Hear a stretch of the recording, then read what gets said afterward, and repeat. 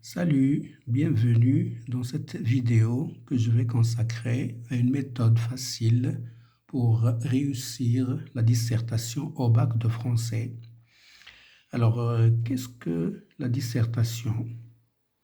L'épreuve de dissertation est l'une des 3 épreuves que le candidat peut choisir à l'épreuve anticipée de français, outre les épreuves de commentaires et d'invention.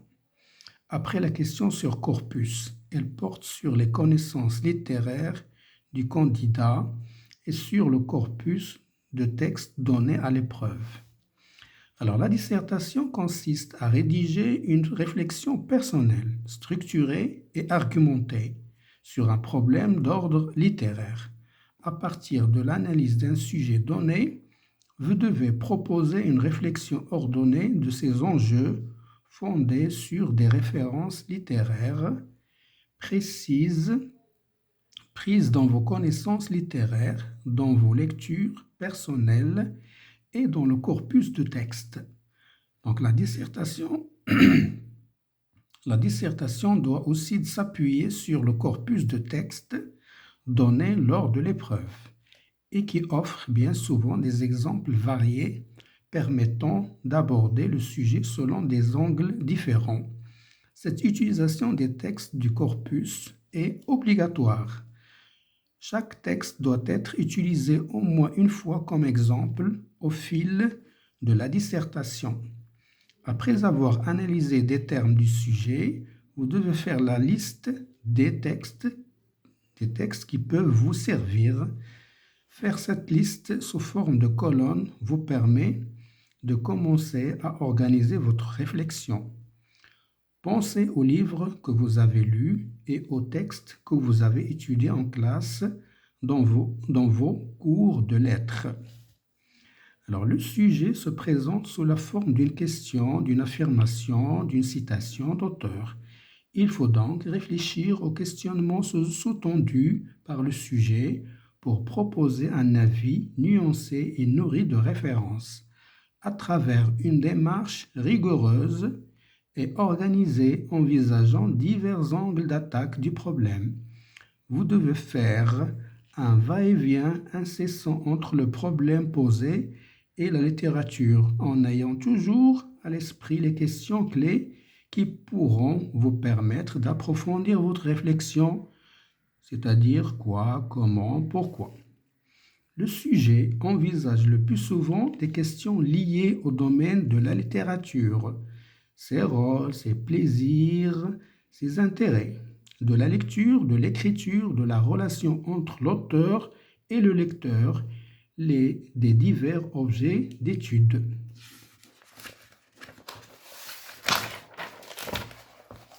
Alors, quels sont les critères d'évaluation de la dissertation?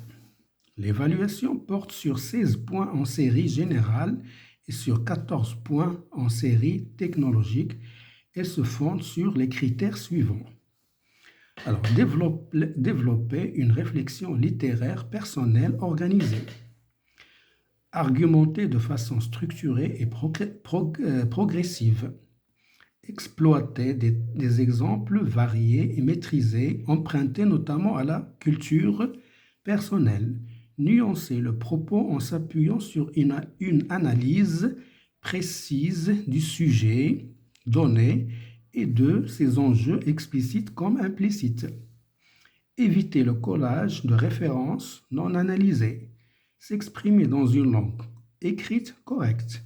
Les erreurs d'orthographe peuvent être pénalisées à hauteur de 2 points sur l'ensemble de la copie. Si la compréhension de la copie est nettement gênée par des erreurs de syntaxe et de vocabulaire, la pénalisation peut aller jusqu'à 4 points. Comment votre dissertation se compose-t-elle à l'écrit? Alors, premièrement, introduction. 4 étapes en un seul paragraphe.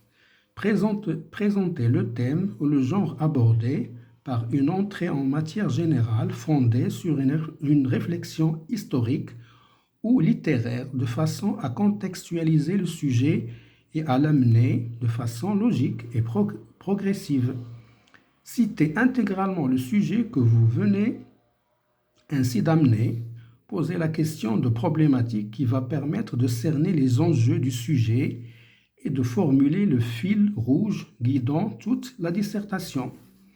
Annoncez le plan que votre dissertation va suivre. Alors ensuite, deuxièmement, développement. 2 ou 3 grandes étapes. 2 ou 3 grandes parties, aussi appelées axes d'étude. Chaque partie propose une idée directrice qui est déjà une réponse partielle à la problématique. On y répond peu à peu. Ces parties doivent être progressives, ordonnées, de plus évident au plus complexe et au plus symbolique. Une phrase de transition permet de passer d'une partie à l'autre. Chaque partie forme une argumentation complète et cohérente, montrant en quoi elle se raccroche à la problématique, notamment dans ses phrases de début et de fin. Chaque partie contient 2 ou 3 paragraphes, aussi appelés sous-parties, qui vont chacun développer un plan d'analyse au sujet.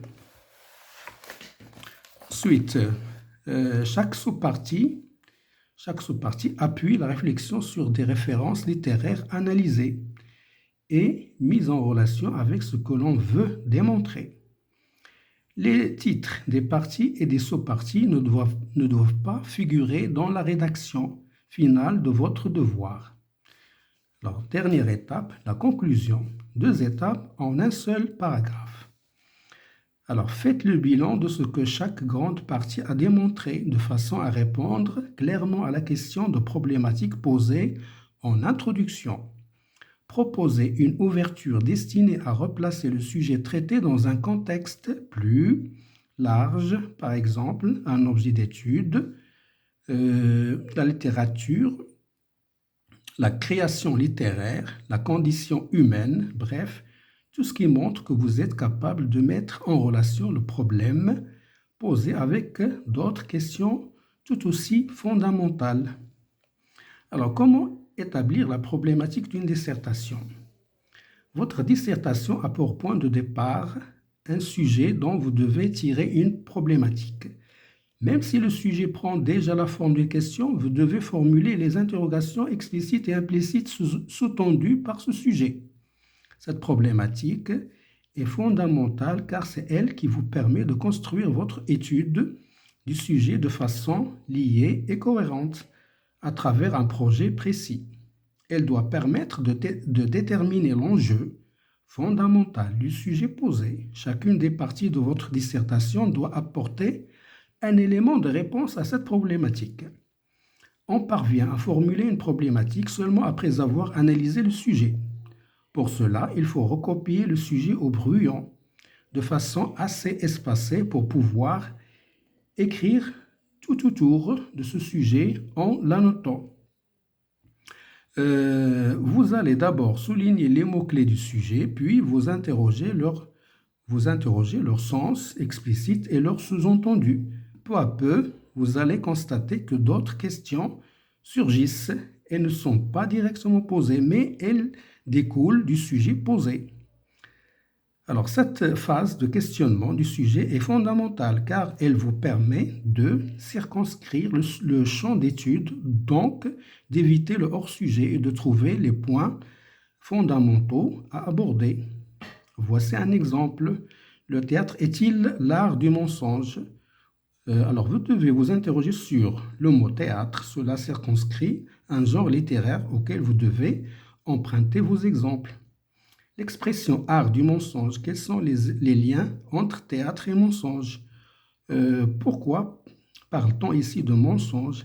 S'agit-il de mentir sur la vérité, de jouer avec les apparences, de faire semblant, de donner illusion? Voilà.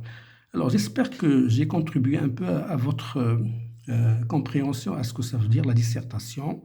Alors, n'oubliez pas de vous abonner. Si la vidéo vous plaît, mettez like et surtout partagez avec vos amis. Et merci.